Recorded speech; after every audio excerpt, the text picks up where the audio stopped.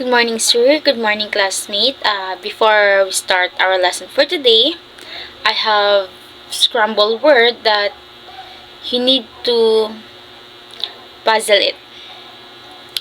Um, yes, you. Shala, go ahead. Non-governmental organizations are NGO. Yes, that's correct. Non-governmental NGO. So before we start, I have something to show you about our lessons. Non-governmental organizations are NGOs.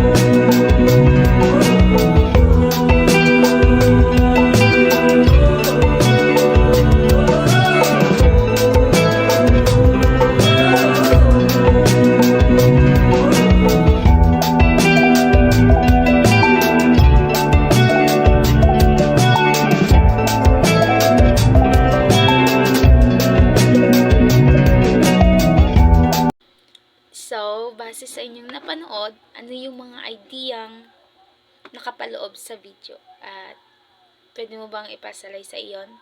Once to answer it. Okay, yes, you, it's all about NGO. Yeah, correct. It's all about NGO. Okay, thank you. So, before we proceed for our objectives, NGOs aim to improve social welfare by addressing issues like poverty, hunger, education, and healthcare. They also advocate for human rights and promoting equality, justice, and freedom for all individuals. So, for our objectives, NGOs they are promote and improve the education, poverty, especially the healthcare, and they advocate to promote the human rights, justice, and freedom para sa ating lahat. NGO are doing all their best to give us peace and equality at kung anuman ang nagaganap sa ating bansa at sa iba pang mga bansa. Introduction. The Red Cross or Red Crescent in Muslim countries is an international NGO providing emergency relief, monitoring, treatment of prisoners of war, and preventing war crimes. Its neutrality allows global operations during conflicts. NGOs like Doctors Without Borders, Oxfam, Amnesty International, and Save the Children also focus on healthcare, human rights, and education for children to promote human welfare globally. So, ang Red Cross, nakilala rin bilang isang Red Crescent sa bansang Muslim. Ang organisasyong NGO ay tumutulong sa mga emergency at nagbabantay din ng mga bilanggo at sinusubukan din nilang pigilan ang nagaganap na krimen sa digmaan. Sila rin ay maaaring magtrabaho sa anumang bansa dahil sila ay neutral.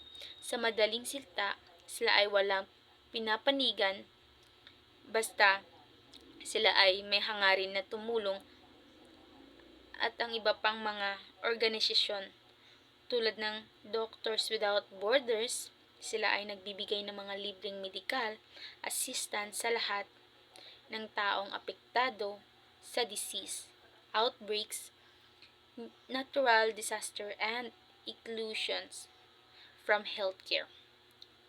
Oxfam, Amnesty International at Save the Children. Ang mga organisasyong ito ay naglalaro ng mahalagang papel sa mga pag-address ng iba't ibang pandaigdigang hamon and advocating for human rights and providing essential assistance to vulnerable populations around the world.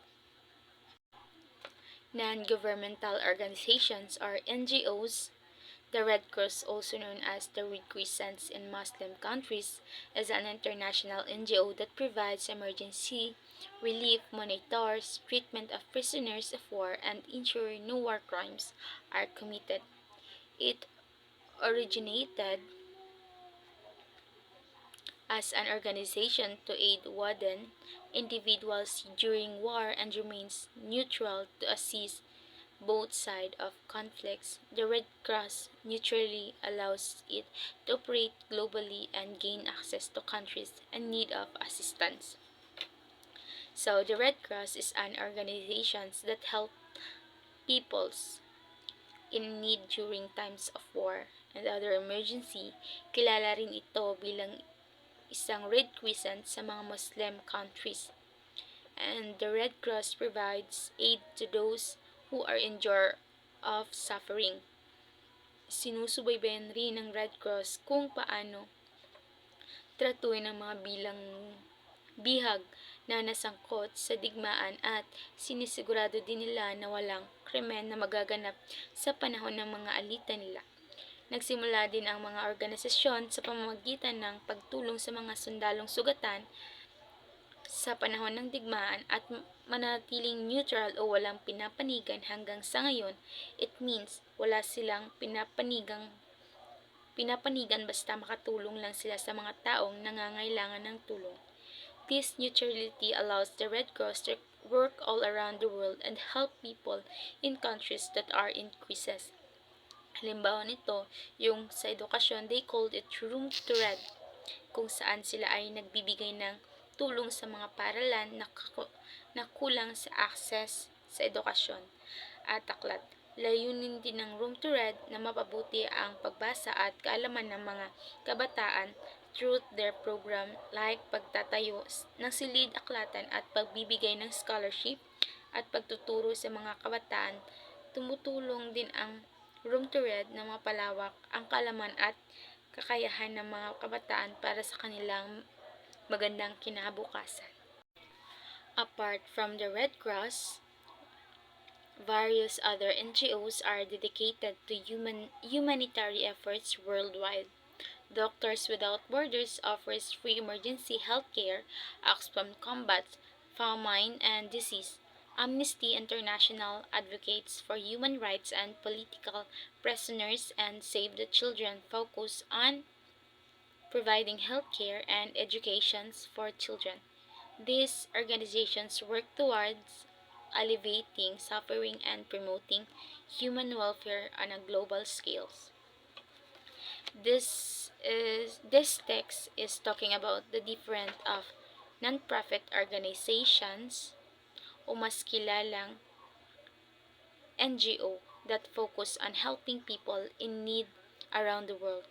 The Red Cross is one of these organization, but there are also others like Doctors Without Borders, Oxfam, Amnesty International, and Save the Children. Ang Doctor Without Borders ay nagbibigay ng libreng medical care during emergency. Ang Oxfam naman ay tumutulong sa paglaban sa gutom at sakit. At ang Amnesty naman or Amnesty International ay nagtatrabaho upang protektahan ang karapatang pantao at suportahan ng mga political prisoners at Save the Children ay nakatuon sa pagbibigay ng pangangalaga sa kalusugan at edukasyon lalong-lalo na para sa mga bata. All of these organizations work together to reduce suffering and improve the well-being of people all around the world. They do important work to make the world a better place for everyone. For our summary, another example of an international organization that was developed out of war is the Red Cross. It is considered as a non-governmental organization. NGOs are not tied to any country. This allows them to operate freely throughout the world. In fact, the Red Cross began as an organization to help those who were wounded during wars. The big Red Cross worn by NGOs is the different identifications that they are not soldier, while the headquarters of the International Red Cross is in Geneva, Switzerland. They have branches all around the world. In addition to the Red Cross, there are many NGOs dedicated to helping people around the world. So, for this summary, mas mabuting pahalagan natin yung mas magandang pahalagan natin yung mga naitutulong ng NGO dahil sila ay may hangarin na tulungan tayong maiahon sa kahirapan. Then, NGO is a citizenship that helping people around the world. Hindi lang sa Pilipinas, kundi sa iba't iba ding bansa. That's all. Thank you. Before we end this lessons, para sa inyo, ano ba yung NGO? What is NGO? Okay, that's all. Thank you.